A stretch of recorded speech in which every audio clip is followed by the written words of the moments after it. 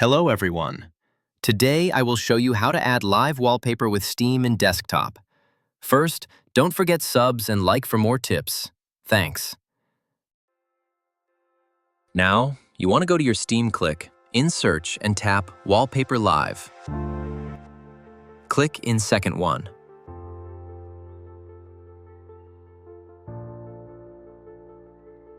Now, add to library and download him.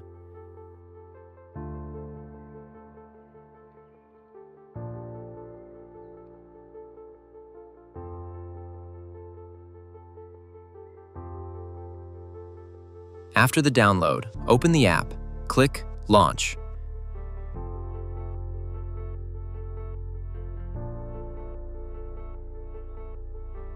Now, his open with the wallpaper of the application. If you want, choose one, or go to Workshop and choose another one, Form here.